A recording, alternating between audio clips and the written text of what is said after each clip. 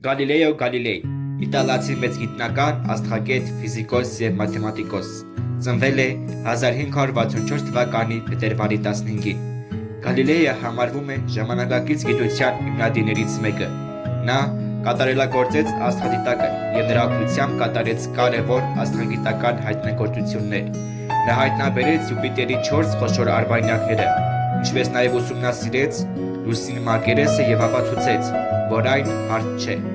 Գալիլեյը պաշտպանեց այն գաղափարը, որ երկիրը և մյուս մոլորակները պտտվում են արեգակի շուրջ, ինչը համապատասխանում էր Նիկոլայի տեսությանը։